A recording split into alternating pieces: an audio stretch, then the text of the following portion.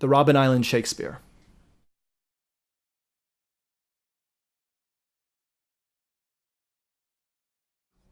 I first heard about a copy of the complete works of William Shakespeare that was known as the Robben Island Bible when a friend was reading Anthony Sampson's wonderful biography on Nelson Mandela in 2002 and told me the story. It fascinated me, and I found online the subsequent article that Sampson wrote, Oh, What Men Dare Do, in The Observer from 2001. The book's owner, South African Sonny Venkathrathnam, was a political prisoner on Robben Island from 1972 to 1978. He asked his wife Teresa to send him the complete works of William Shakespeare during a time when the political prisoners were briefly allowed to have one book, other than a religious text, with them. This book's fame resides in the fact that Venkathrathnam passed it to a number of his fellow political prisoners in the single cells. Each of them marked his favorite passage in the complete works and signed it with the date. It contains 32 signatures, including those of Walter Sisulu, Kwesi Mkelepe, Nelson Mandela, Gobo Mbeki, Ahmed Kathrada, and Mac Maharaj, all luminaries in the struggle for a democratic South Africa. Sonny calls it his Bible because, as the rules changed on Robben Island and books were not allowed in the general section of the prison, he disguised it with pictures of Hindu gods and goddesses from Diwali greeting cards he received from his parents. And this copy of the complete works of William Shakespeare was never harassed again by the guards because, as Sonny puts it, prison warders were scared of two things, God and authority. These men on Robben Island signed passages which they found particularly moving, meaningful, and profound. As an artist, I have found that their selection of text provides fascinating insights into the minds, thinking, and souls of those political prisoners who fought for the transformation of South Africa. It also speaks to the power of Shakespeare's resonance with the human spirit regardless of place or time. But, as Sonny explains it, he just wanted a souvenir of his time in the leadership section on Robben Island. I first encountered Sonny's Bible in 2006 when it left South Africa for the first time to be part of the Complete Works exhibition hosted by the Shakespeare Birthplace Trust in Stratford-upon-Avon. In 2008, I had the wonderful opportunity to meet and interview Sonny and 7 other signatories of the Bible to form the foundation of the play. About an hour into Sonny's interview, he asked me if I would like to see it. With a broad smile and what I think was a bit of a squeal, I said, yes, I would love to. So Teresa went to their bedroom cupboard and brought back a shoebox wrapped in a scarf. She opened the box, which was lined with towels to protect the precious contents. And then, just like that, she handed it to me as if it was just any old copy of Shakespeare's complete works. I opened it, and one of the first senses affected was my sense of smell, as the book still had tiny cuttings of eucalyptus leaves which Sonny had put there during his time on Robben Island. I then spent the next couple of hours thumbing through the book with Sonny, finding signatures and asking him about the men who signed his book. These are the stories that became the backbone to my play. It was an honor to have the opportunity to spend time with Sonny and the other most gentle of men, each one a lion in the fight against apartheid. They opened their homes to me, a complete stranger, for a couple of hours and shared what their lives were like under an oppressive regime. Ahmed Kathrada, who was in prison from 1963 to 1990 on Robben Island, put his signature and date next to a passage from Henry V. He told me that after being locked up for all of these years, when he gets a chance to speak to someone who is interested in his story, he finds it hard to keep quiet. He told me how food was used as a tool for division within Robben Island, with the Indians getting 1 slice of bread a day, but the coloreds and black Africans only getting bread on the weekends. Apartheid applied in gradations. On top of the ladder were the whites with privileges and rights, but the whites were not with us on the island. Immediately under them were the Indians and coloreds. At the bottom of the ladder were the Africans or blacks. So in every respect, they had the worst of it, outside and inside of prison. What Kwesi has not mentioned is whereas when we arrived on Robben Island, I was the only Indian among the 7 We were 8 really, but the 8th one was white. And because he was white, he was not brought to Robben Island. He was kept with other white prisoners. So among the 7, I was the only Indian and the youngest of the 7. Not youngest on Robben Island because we had people of 15 and 16. But I'm saying this because just to show how apartheid applied. We landed, they brought us by plane. And we landed there, chained, shackled. I was shackled to the father of the former President Mbeki. Anyway, that was besides the point. He was 20 years my senior. When we had to change into prison clothes, because they were African, they had to wear short trousers, no socks. I was given long trousers and socks. The rationale behind short trousers is all Africans, regardless of age, were boys or girls. So you had little children talking about my garden boy, my kitchen girl, regardless of age. And boys wear short trousers. So all these leaders, our leaders, because they were Africans, they were boys. Now, apart the food, they were not given bread. We were given bread. The meat, the fish, ours was little more than theirs, but less than the whites. But the whites were not there. That's how, I don't know the minds that invented this type of thing, but they did. I was, and continue to be, fascinated by the resonance of the chosen texts and the men's biographies. How life imitates art, and how great art, like holy books, seem to give strength to the oppressed. It has been a joy to work with this archival material and have the freedom that producing a play, as opposed to a piece of journalism, has given to me. I asked the men for their memories and their truths. I have had much fun when these memories and truths contradict each other. A wonderful example of differing versions of the truth was at one of the first readings of the play in 2010. Safs Cooper, a member of the Black Consciousness movement who signed Sonny's book, was in attendance. He graciously listened to the actor portraying Sonny say that members of the Black Consciousness movement quickly learned that they were politically out of their depth. He just smiled at Sonny's version of the truth, then refuted it succinctly in the question and answer that followed. As a dramatist, this is exactly what I'm interested in, drama. I embrace the fact that there is no such thing as one truth, especially when dealing with memories that are over 30 years old. This, above all, self-document yourself to be true. It has been a wonderful challenge to interweave so many different stories into one play.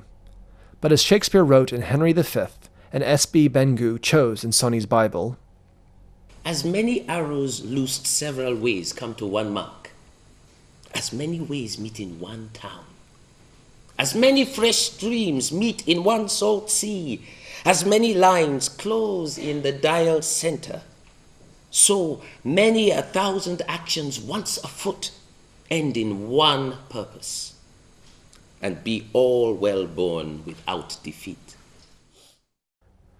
Many stories have been told for this play, and many truths have been promoted and debunked, but not one person interviewed ever questioned why they were in a political prison. As John Connie said in an interview in 2008, when asked about S.B. Bengu's choice, he explained to me, "Other men may not necessarily be part of your movement and your ideology, but as long as the common denominator in all of this is to liberate the people of South Africa, we have to be tolerant."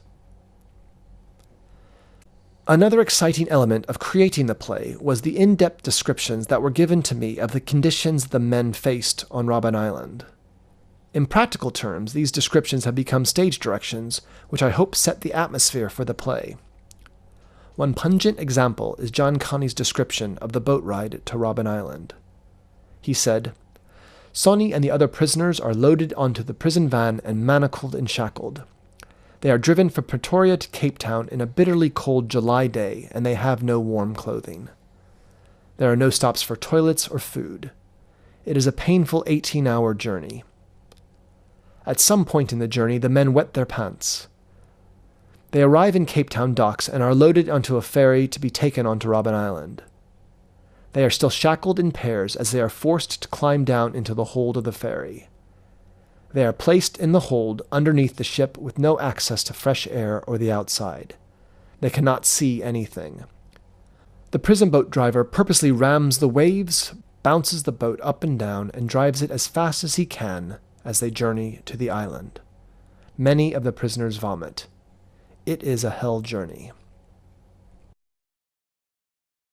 Of the many enlightening aspects of the project, the one that most strikes me as an artist is the choice of Shakespearean texts.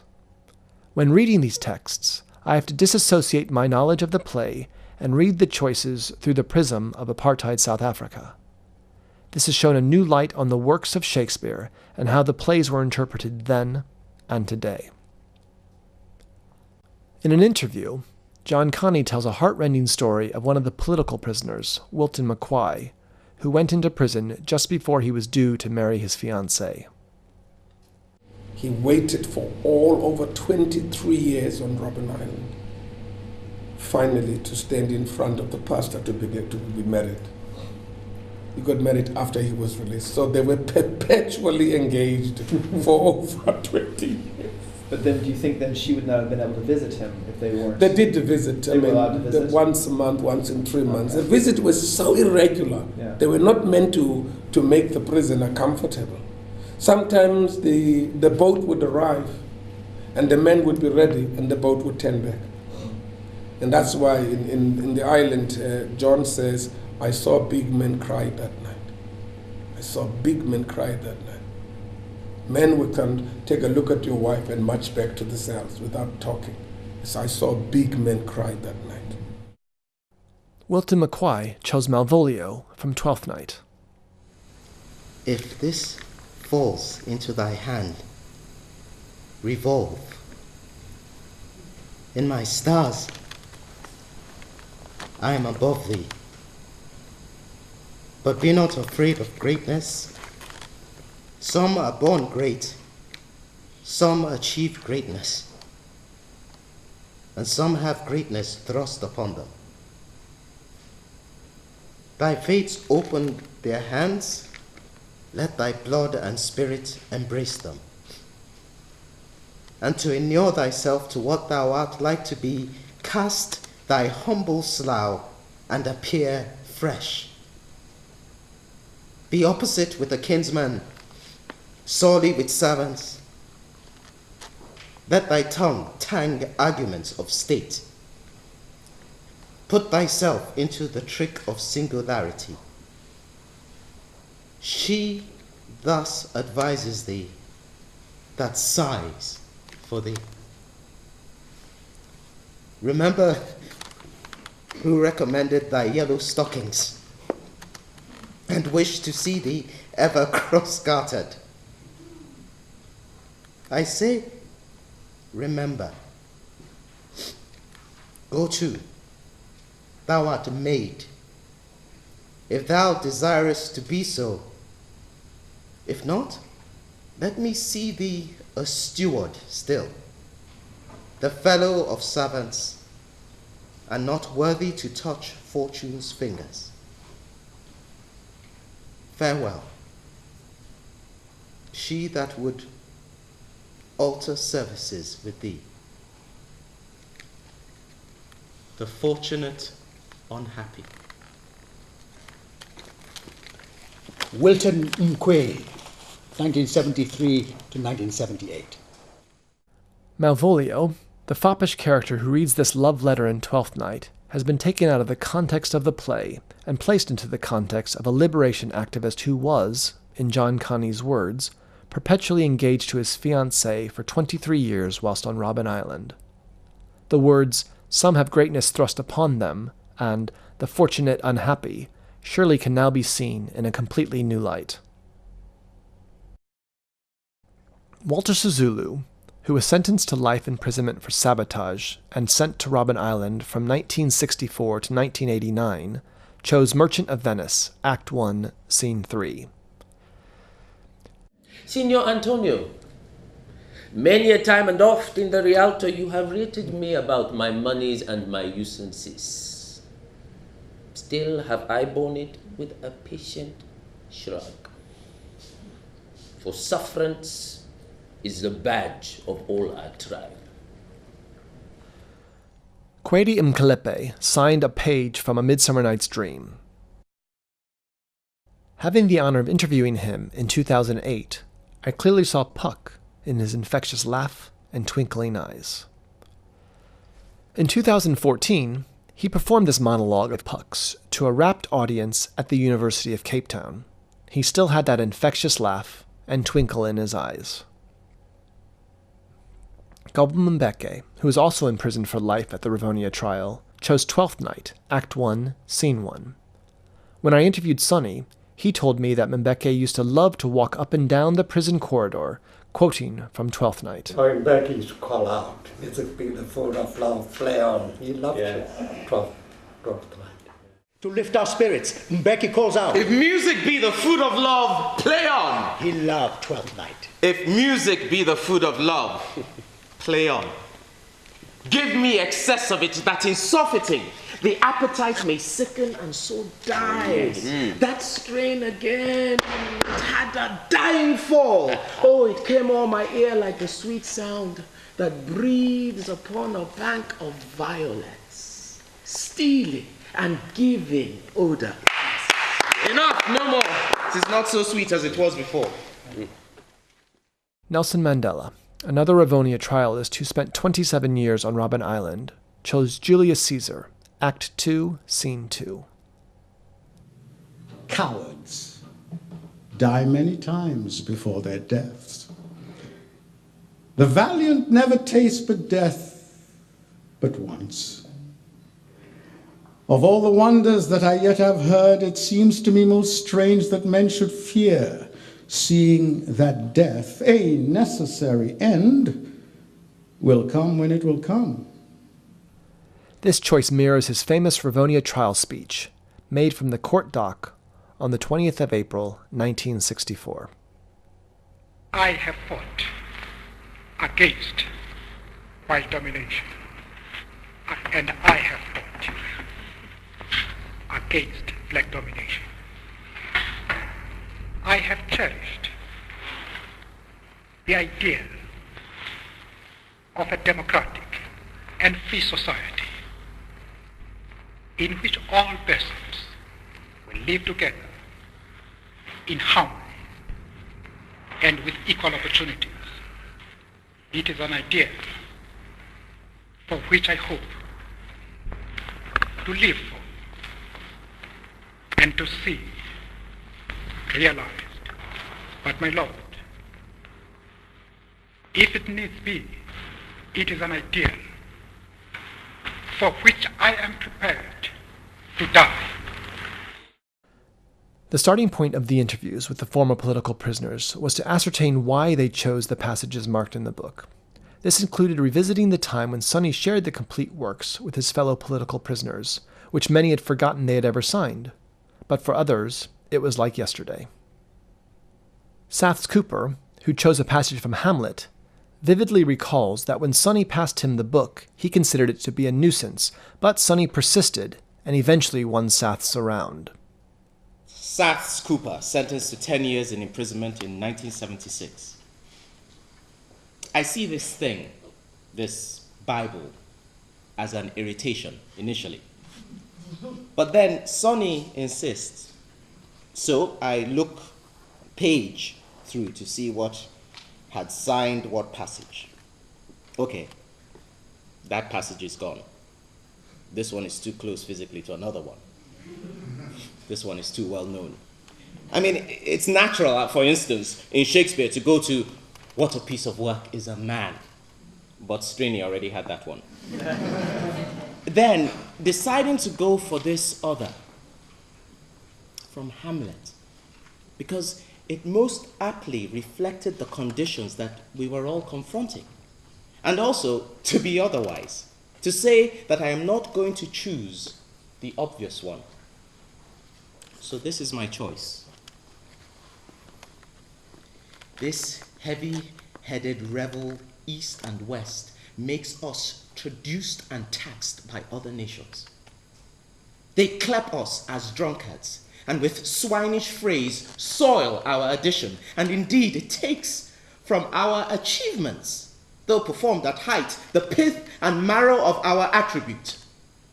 So oft it chances in particular men that for some vicious mole of nature in them, as in their birth, wherein they are not guilty, since nature cannot choose his origin, by the o'ergrowth of some complexion, oft breaking the pales and forts of reason, or by some habit that too much or leavens the form of plausive manners, that these men, carrying, I say, the stamp of one defect, being nature's livery or fortune's star, his virtues else be they as pure as grace, as infinite as many may undergo, shall in the general censure take corruption from that particular fault. In an interview, Sonny reflected on the choices that the men had made. Honestly, I think a lot of the people who chose particular lines very deliberately will today find it very difficult to identify themselves with those particular lines or passages. Because not only the political philosophy, then I always associated people's political philosophy with their own ideology and their vision of tomorrow. And most of the thinking people on Robben Island were leftish. They leaned towards the left. They were the nationalists, but the left always carried the nationalists along. Like Nelson was a nationalist, right? But the Mbekis, the Marajas, I'm talking within the ANC itself, the Mshlabas, and all of these people were very powerful in the left camp within the ANC.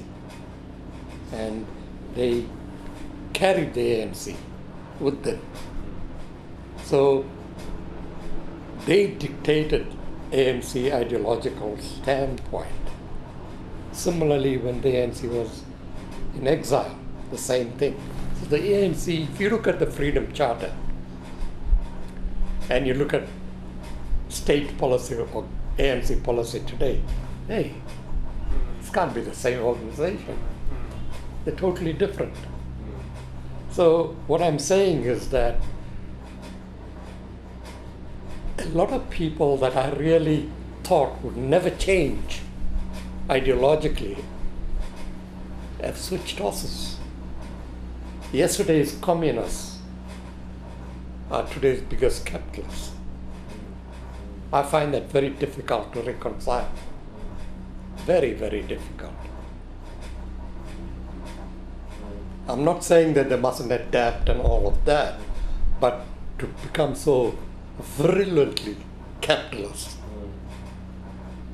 that to me is, I don't think it's acceptable. The observation of whether it was all worth it or not was made by several of the interviewees when reflecting on the struggle. Eddie Daniels, who was on Robben Island from 1964 to 1979 and chose the Tomorrow and Tomorrow and Tomorrow monologue from Macbeth, stated, "We in the struggle, we fought for what we believed in, for idealism, for peace, for reconciliation. We fought for dignity, we fought for respect, we fought for integrity. We had no thought of enriching ourselves. As Mandela never thought he'd become president. I did not think I would survive. But we did. Those were our values, not values of self-enrichment, not values of greed, not values of trying to get the best at the expense of another. Our values were good. Today, 20 years later, it cannot be said the same for everybody else. There are good people, yes, very good people, but there are also bad people. And those bad people have cast a shadow on the efforts of those who had died to bring about changes in South Africa. The project has, for the first time on stage, united the words of William Shakespeare to the thoughts, hopes, resistance, struggle, and resilience of the political prisoners held on Robben Island between 1961 and 1991 in South Africa. The play uses passages from the complete works selected by the political prisoners as its backbone to construct a piece of verbatim theater which aims to inform and entertain a wide-reaching audience. It is my hope that this play not only serves as a reflection on past triumphs over adversity, but also as an example for young people today on what it takes to be a strong, ethical leader when facing great challenges. Since 2008, there have been several readings to mark the various stages of the research and development of the play. The first, in 2008, was at the Robben Island Museum. But when the blast of war blows in our ears, then imitate the actions of the tiger. Stiffen up the sinews, summon up the blood, disguise fair nature with hard-faded rage. The second, in 2009, at the Richmond Theatre in London, which featured John Kani, Itandwa Kani, and Umpile Mulusi from the Baxter Theatre Company's production of The Tempest. Have they confirmed that Mobs is dead? Yeah, Mobs is dead. Oh. Actually, he disappeared from the face of the earth. Oh. So the suspicion was that while he was being smuggled from PE to Lesotho, they captured him and they killed him. Yeah, he was killed by the police. Oh, shame. But where was his grave found? Nothing. Oh, we know that he was dead, but we don't know where he was killed. This is just one of the speculations. The third, in July 2012, at the South Bank Centre as part of their Africa Utopia season. What a piece of work is man. How noble in reason, how infinite in faculty. In form and moving, how express and admirable. In action, how like an angel. In apprehension, how like a god. The beauty of the world, the paragon of animals. And yet to me, what is this quintessence of dust? The fourth, at the Folger Shakespeare Library in Washington, D.C. in June 2013. In April 2014, it was read at the South African Embassy in London as part of the 20 Years of Democracy celebrations. So foul and fair I have not seen. Apartheid is done to the people of South Africa, and just like Lady Macbeth, this system cannot be purified. She says, all the perfumes of Arabia will not sweeten this little hand. It means then that the damage that is done by the system of apartheid cannot be repaid. He let me feed with his hinds, bars me the place of a brother, and as much as in him lies, mines my gentility with my education. This is it that grieves me. For the first time, the play was performed in front of 2 former political prisoners who were held on Robben Island. It was indeed an honor to be in the presence of such men. 2016 was the 400th anniversary of the death of Shakespeare. There was a performance of the play at the Alvin Ailey Theatre in New York City. There was also a performance at the Artscape Theatre in Cape Town, South Africa. On the 23rd of April, 2016, the 400th anniversary of Shakespeare's death, there was a very special performance of the play at the Robben Island Museum. In attendance were two very special guests, Sonny Venkathratnam and Eddie Daniels. It was indeed an honor to have the play performed in the prison for the first time to such honored guests. The play, which up until this point has been called the Robben Island Bible due to the story that Sonny tells, was published as the Robben Island Shakespeare by Methuen Bloomsbury in March 2017. The key objective of the research has always been to maintain the integrity and authenticity of the contributors. It is the mission of the play to make the names of Sonny Venkathratnam, Teresa Venkathratnam, Saths Cooper, Kwesi Mkelepe, Theo Cholo, and so many other men and women as well known to the world as the name Nelson Mandela. Mandela often said that it was not just him, but thousands of men and women who contributed to the liberation of South Africa, and they too should be recognized and honored. As an artist and political activist, it has been an honor to be associated with this South African treasure. I have met people who have humbled me with their stories. Working on this play for so long, I am pleased to see that the names of the men who chose passages in Sonny's Bible are finally becoming known by the public who have seen a reading or read about it in the press. There are thousands of heroes, men and women of the struggle who are unsung. This is a shame, and something, in my very small way, I want to change. As Nelson Mandela told us all in 2008 at his 89th birthday party in Hyde Park, London, the future is truly in our hands.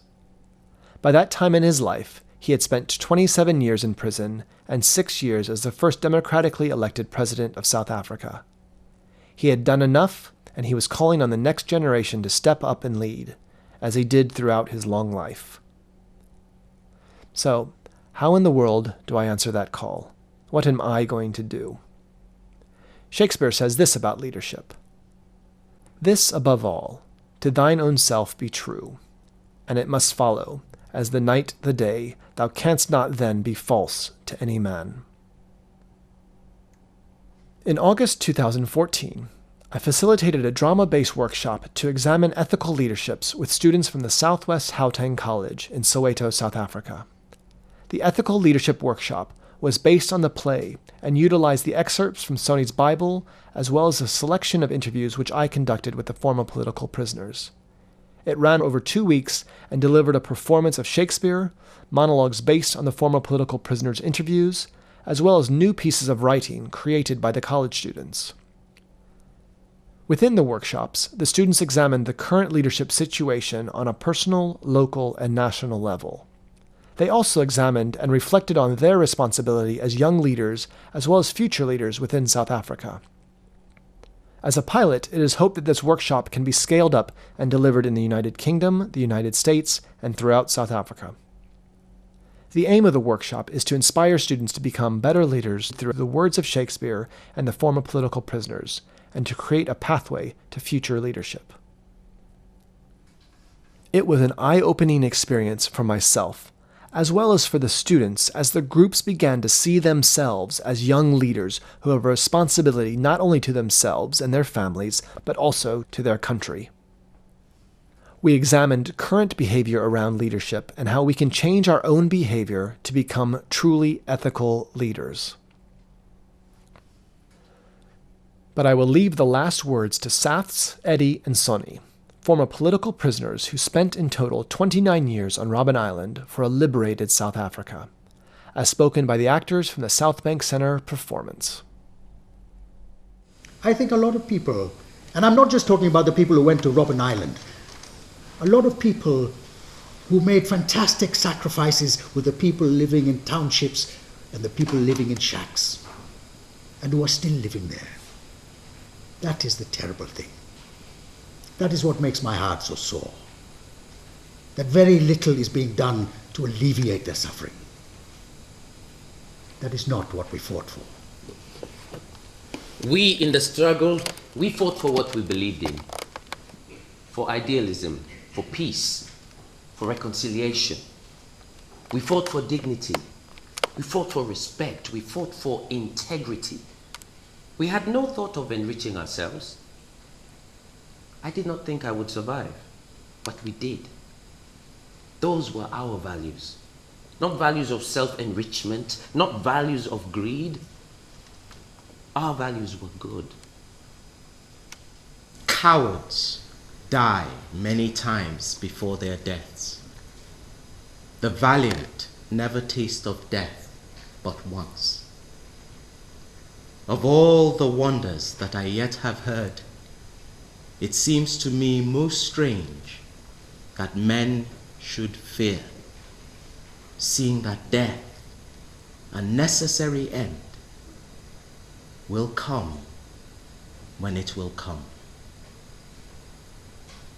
Nelson Mandela, 16th December 1977.